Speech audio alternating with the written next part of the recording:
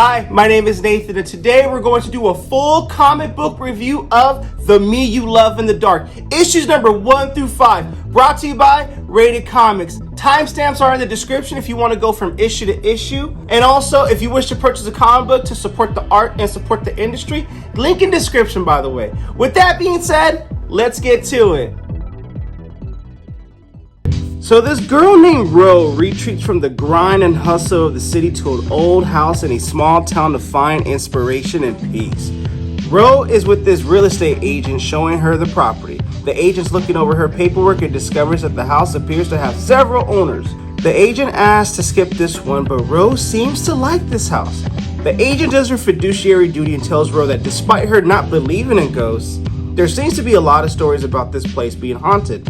Despite what Ro is told about this house, Ro says, haunted or not, this house is exactly what I'm looking for.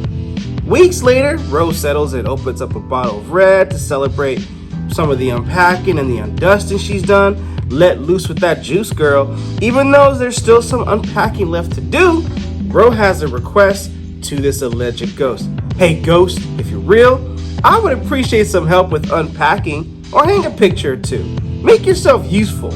We all know the line, be careful what you ask for. She goes about her business and plays a song that complements her vino. She draws art during the day, she does her thing, and from the looks of it, she's not getting her inspiration or her mojo, if you will. So she calls it a night. Not pleased with her liquid inspiration, Ro calls out the alleged ghost. Pour wine for me. If you're not gonna do that, then at least give me some inspiration or something. What good is a haunted house if it doesn't give you any quality hunting? Okay, I don't know about you, but a haunted house will inspire me to get the F up out of there. Some more time goes on, and more wine too. Ro doesn't get the inspiration she's looking for. You're no fun, ghost, says Ro. Okay, alright, I'll keep going. In the middle of pouring a glass of wine, the music plays. Ro walks into the noise, and if this were me, I'll be running out the house, going to the nearest bar or something. To Ro's discovery, it would appear that the ghost in the house did just as she requested. Poured her wine, played music, her cell phone rings, and it startles her. It appears to be her art broker checking in on her, hoping she's going to have some new inspiration for the next Ro metal show.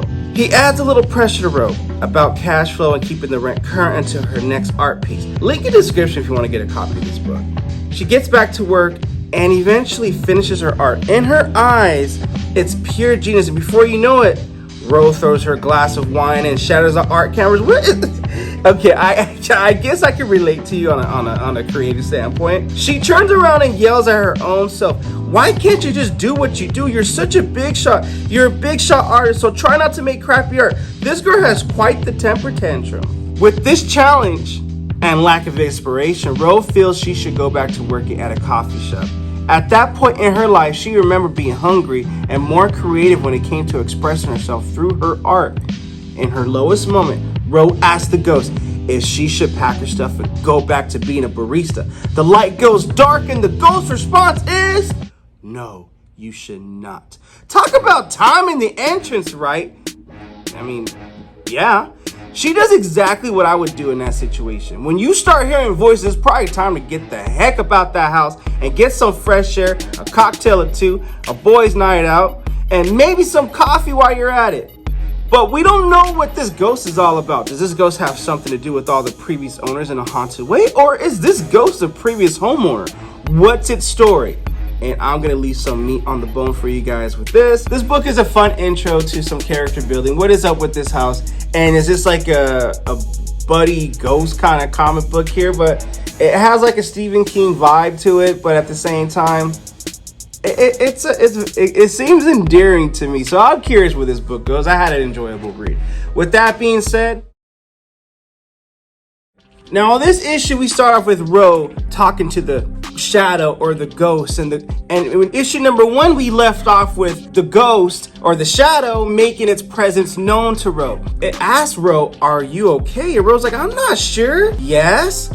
And he's like, what, is that a question? I mean, yes, I think I'm okay. And what's cool about this is the white lines or the white drawing right there, I believe that's to resemble the chill of Ro. So in the beginning, we see that white line to resemble Ro's chill.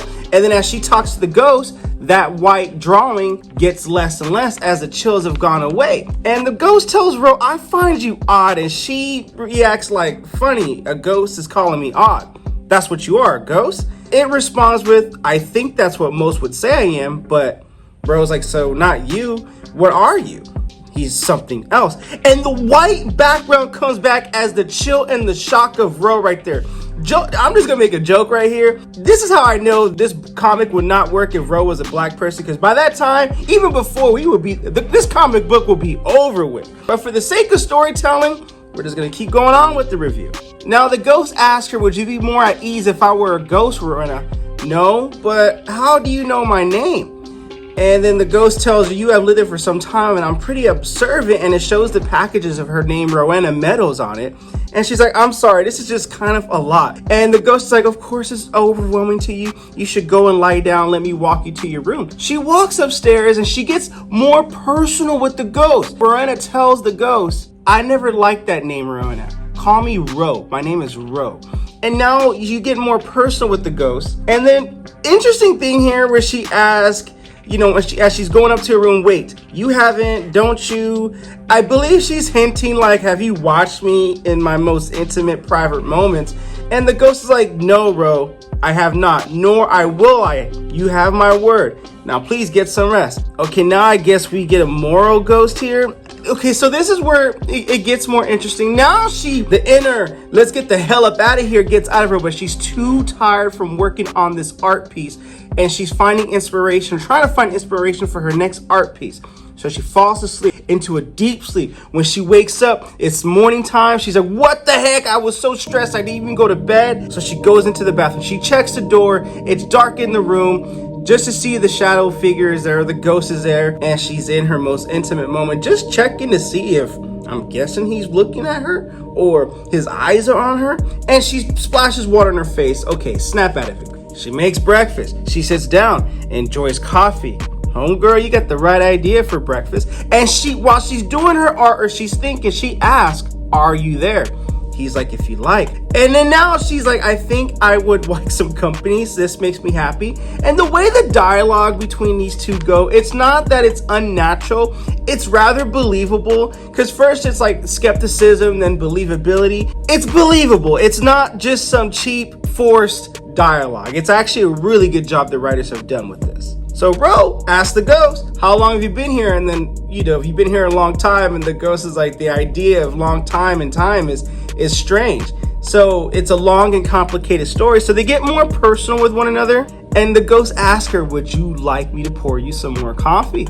And she's like, okay, sure. She's hesitant, but he dims the light. He asks if he could dim the light. She's like, sure. So he dims the light, lights up a candle, and continues to pour her coffee as she continues to make a drawing of this ghost. Now, once again, we see these white lines here that we see in the beginning of the book. I believe that's chills or some kind of inspiration that's kicking in. It's cool that this book can show it rather than say it. Now, as she continues to draw this art, we get this picture of what she believes this ghost to look like in human form. So perhaps she's found her inspiration again, or found her something, because remember in issue number 1, she wanted this house, she wanted to rent this house so she could find her next inspirational piece for her art gallery. So I gotta leave a little meat on the bone with you guys in case you did want to decide to get a copy of this issue. Link in description, by the way.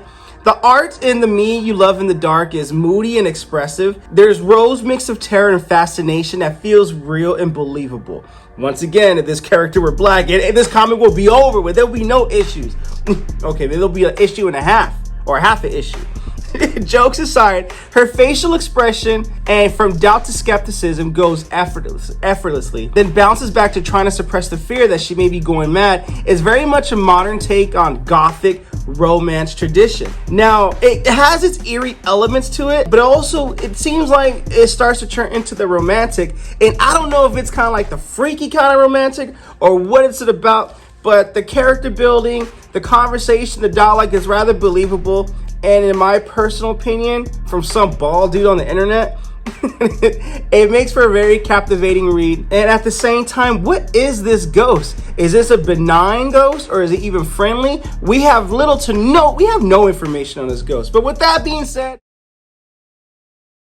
we begin this issue and it's daylight in the haunted house that Ro decided to live in to get inspired for her art. The white swirls are like music or chills that are running down to give her inspiration. This humanoid, this ghost, whatever the heck this thing is in her house that she formed a bond with, asked her, "Are you finished for the day?" She's like, "No, I'm not. I wasn't finished 30 minutes ago when you asked. Now I want to finish this piece." She's starting to get inspiration for her next art piece, for her next art show. And this humanoid is acting like like a ghost hubby or something like that. "Come on, come play. That painting isn't going nowhere." So he takes away her painting utensils. She's like, "No, I will need those back. Thank you very much." And he gives them back. He's like, "Of course, we'll play when you're done." So clearly you could tell they got a bond here. She's comfortable with him and she knows him or it, and he knows or it knows her. So he starts to put on some music and she's like, "You better not be doing what I think you're doing." And he does do what she knows he's gonna do. He puts on music and it just gets her to like calm down, relax, and take time away, distract her, so to speak, and they begin to dance. And this dancing is romantic, eerie, sus, WTF. And then when she goes in for a kiss, all these eyes and teeth appear. Like, it's cool that you never get a clear visual of what this thing is. But that right there, that looks highly sus and suspicious. But I don't know, clearly she's doing this to fill a void of something. Now she gets a call from Addison, and Addison is checking up on her work to see if she's going to be ready for her artwork show coming up in the next few months. And she's like, "Oh, well, I'm almost ready, but I have to push back the opening a bit." And he's like, "Don't do this to me, girl. What are you doing over there? You messing around?" She's popping popcorn. He's thinking, Addison's thinking, "Are you popping popcorn because you got some popcorn themed collection? I'm going to have to drive down there and find out what you're up to." He's like, "Look," and Ro tells Addison, "Look, man, have I ever let you down?" It's like, "Yes, many times." "Fine, but trust me, when you see this collection, it'll be all worth it. It's her most personal collection she's ever done." And she tells Addison, "I know you questioned me when I came out here if it was the right move for me, but trust me, it was." Clearly, you can tell Addison's frustrated by it, but you know what? I guess he has to just go with it. Yeah, it's personal collection. Perhaps she's getting some inspiration, but it's at a much more stagnant pace than before. So she goes in, she asks the ghost or whatever it is, I don't know what it is, "Are you ready?" He says, "I believe I am." So they have movie night and they watch About Time. And they bond over that, but she falls asleep. And when she falls asleep, he asks her, "You're falling asleep again. Should we get you to bed?" She's like, "No, I'm good. I'm just going to watch. I'm totally with that." You know, she's not awake. You know that. But clearly, her falling asleep on its lap, he does a thing with the eyes again. And it's almost like, I don't know how do you explain it? Is that like a ghostly jump off or something? It's just, okay, I'll go with it. I'll go with it. Now, clearly, when it's Halloween, the kids avoid that house because the house is haunted. They find it funny. The ghost especially finds it funny. But they have this moment where he finds the word haunted silly. And sometimes it's forget that he's not real. So he tells her, "Real is such a fluid idea, love." And she's like, "I love when you say that word." They have a bond over that. She paints some more. He gives her more wine. She watches the movie Solo. It's not clear to tell if his presence is there, but you got to feel his presence is there. And the white swirls, once again, is me believing that she's getting some inspiration, spine-tingling sensation. Now we get a much better idea of Ro and the character void that she has when she's making cookies on Christmas. And she starts crying, and the ghost asks her, "Why are you crying when you're making cookies?" She's like, "Well, in Christmas season, every year, dozen people cram into grandma's tiny kitchen. The adults yelling at us, and that's what making cookies reminds me of. And I just thought maybe I might be making cookies for my kids someday." And Ghost is like, "Would you like to have children?" I don't know, maybe, but I chose this strange path of being an artist or whatever it is and discovering what art is for me, you know, and discovering what this house has for me, like you. Okay, are you hinting you want to have a kid with the ghost? I mean, joking aside, or maybe this ain't a joke, what are you gonna do when that kid is born and it's whatever the heck that kid is? And two, if this ghost decides to ghost you, pun intended, definitely, how are you gonna collect child support from that ghost? So I'm going to leave a little meat on the bone here, you know, in case you guys did decide to purchase the book. Link in description, by the way. Now, I love how Ro is energetic, and you can tell that she's more relaxed than before. We do get a sense that she doesn't, I don't know if she fully believes that this ghost is real or not, but clearly the effect that it has on her, she's embracing it with all enthusiasm, and it starts to show in a whole new romance. I mean, this ghost has some kind of emotional spark on her. We see evidence of that by how she's embracing this ghost and when she's painting her paintings and the inspiration she's retrieving from that. Now, the creature in the house does not fully identify as a ghost, but I'm just going to use that to make it easy. I don't know if it's a humanoid. We don't know exactly what it is. It comes out in the dark and only in the dark. It appears humanoid, but gnarled and long and lanky and skeletal, but we see more of it than Ro does. Currently, whenever she's kissing it, she's sleeping with it. Yes, it does show in there she's sleeping with it, and I probably cannot even show you that on YouTube, but it does get kinky. And there is a point where he gives her an early Christmas present of all this art that we don't know how this humanoid, ghostly, ghastly, whatever the heck it is, accumulated, but she clearly digs it. And if that's at that turning point where the emotional spark turns up, we see a better face of the ghost when she offers, you know, something very consensual that all the boys are like, yeah, but joking inside. He wasn't sure. She gives him the go ahead, the green light, and yeah, there's still more to this book that leaves you with some questions. We have some answers, but we also still have more questions. I mean, it's a cool horror, romance, sweet and creepy, and something unsettling about it at the same time that keeps you coming back for more. We start this issue off with a bright sunny day in a house that's dark and haunted with the shadow figure that has some love feelings for Ro. Ro is like, there's some sun, it's bright, she opens the blinds and the curtains, she lets the light in, and the shadow's like, close the curtains and come back to bed. Okay, whatever you say, ghost. And Ro is like, no way, I've been cooped up in this house for months. And he takes it the wrong way, kind of gaslighting her into, are you saying being cooped up with me has not been pleasurable? You know that's not true. I mean, I just mean I've been painting in the dark, hanging with you for months, which I absolutely love. But I think a little outside time will do me some good. And the ghost is like, fine, go out and enjoy your day. And she's like, wait, are you upset? No. And then she's like, look, I'm just gonna take a shower. It won't hurt you to miss me for a bit. I'm gonna go to the store and get some art supplies. She goes downstairs with the candle and she's like, ooh, what's that smell? So she goes to the kitchen. Well, not the kitchen. She goes to the dining area, and she sees that this layer of like Las Vegas style buffet platter of food is laid out there, and it smelled really good. And the ghost is like, I thought you might like a little something to eat. I said, yeah. She's like, well, I said I was gonna go, but never mind. I could always just order the supplies. Thank you. This is really sweet. And they cheers and they drink some champagne together. A week later, contentment and resentment being cooped up in this house is pissing her off. And this ain't no pandemic lockdown we talking about. This the ghost lockdown. And she's like, please, not today. He's like, what? Come on, love.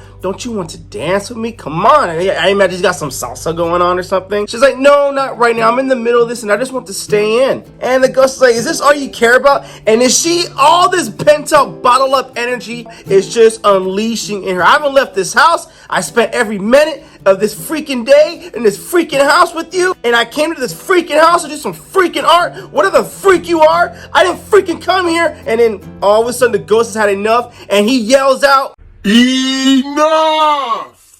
Don't raise your voice in my house. Goes dark, completely obliterates everything inside the house. This ghost lost his temper, and he's like, I'm very sorry I lost my temper. My feelings for you are too powerful. I will improve if you allow me to. Will you help me get better? Will you help me love you better? Simp. I'm just kidding. You don't call a ghost a simp. Yes, I will. So now they're watching a movie. She's drinking wine and she's just obviously not enjoying it because she just hasn't gone out and gotten a taste of what outside life is like because of this possessive, gaslighting, manipulative ghost. And the ghost is like, what? Is there something the matter? No. It seems like there's something you would like to share but are choosing not to. I said there's nothing wrong, so back off. Why are you doing this to me? I'm not doing anything to you. I just need a night or two on my own, please. I mean, come on, a little absence doesn't hurt nobody. And as she's painting in the dark, she just paints angrily. Whatever this portrayal is, it's angry. And it's amazing how she's splattering all this paint on the canvas, and yet her cell phone has remained clean. So the phone rings. It's her agent Addison calling to check up on her, see how she's doing. And she's like, I'm fine. He's like, you don't sound fine. And she's like, I know I'm in the middle of a piece and I can't mess with it right now. She hangs up, and even Addison knows something's off and he's gonna stop by and check him out. So now we go to later on. She opens up the blind, fresh sunlight just beams on her face, and the ghost is like, you know I don't like the curtains, close them please. She's like, I know, but I want them closed. and she gets pissed and she's like, and I want them open. And the ghost is like, sweet Rose, sweet Rose, you are going to regret that. So now contentment with one another is just at an all-time high. Addison stops by in this blistering cold winter, knocks on the door. It startles Rose as she, breaks the wine glass, I imagine, or something falls and shatters. And the ghost is like, do you know who that is? All pissed off, showing his teeth. It's my agent. And the ghost is like, why did you invite this man to my house? And she's like, I didn't. Well, ignore him. He'll go away. And Rose like, I can't ignore him. He's been trying to get my work for the show for months, and I've been dodging him. At this point, he might as well break in. So when she opens the door, he's like, you're alive. And she's like, why are you doing her? And it's not like that she's cold, but she has to be cold because it's going to threaten him. And Addison knows, well, your hospitality needs some work, girl. So I'm coming in. And did you get your power cut off or what? No, you didn't. Good. Turns on a light. Let there be light. And you see this ghost is pissed about that light coming on. And she's like, you didn't have to come out all this way. I trust you, except I super don't trust you. So lead the way. Let's see what you got for me. Let's see what new paintings you have. So Rose shows him the new paintings, and to his surprisement, it's actually enough to have multiple shows. He tells Rose, I thought I was going to prepare a speech. I actually had a speech that I'm dropping you as a client. But all this is interesting. So he's looking around and he knows something's not right based on the painting. And I love how they don't show the painting itself. It's left to the imagination of us readers. And he's like, bro, you would tell me if you're not okay, right? And she's like, no, I mean, yes, but no, there's nothing wrong with me. You really got to get up out of here. And he's like, what's wrong with you? I'm fine, just a little tired. So, nope, you ain't fine. Something's up here and he knows it. And you're leaving with me and you're coming. And she's like, I can't leave. And he's like, oh, yes, you can. I'm texting Morgan right now. She's going to get us 2 tickets to Anyway that will erase this Lydia from Beetlejuice. I like that reference. Ro is pissed and she's like, you shouldn't have come here. And I'm going to leave a little meat on the bone with you guys. So just a couple more pages, and this cliffhanger here is amazing right here. So I enjoyed the read of this book. This issue features a surprisingly real feeling portrayal of an emotionally abusive relationship. For a comic book about an unspecified and a supernatural creature that we never get to fully see, which makes it feel all the more unsettling. One more issue to go, and I am definitely looking forward to reviewing it to see if this brother does end up leaving alive and how this book is going to end. And also, if you want to get a copy, link in description if you wish to get a copy of The Me You Love in the Darkness issue number 4. Support the art, support the industry. This issue we begin with after the death of Addison Rowe's agent, and Rowe asks his ghost, what did you do? We see his corpse and he just looks, he's seen better days, in other words. What did you do? She says to the ghost. And then after she's yelling, the ghost is like, what? I made him leave and he's dripping blood. Leave? You practically killed the guy. And the ghost is like, what? I am so sorry I upset you. I did not mean to hurt you. And Rose is just going through a mix of emotions, and she's like, stay the heck away from me. And she grabs the nearest wine bottle, and the red is she's just pissed. And the ghost tries to gaslight her into saying, hey, calm down. I understand that I made a mistake in making your friend leave, but I would like you to forgive me. Are you freaking crazy?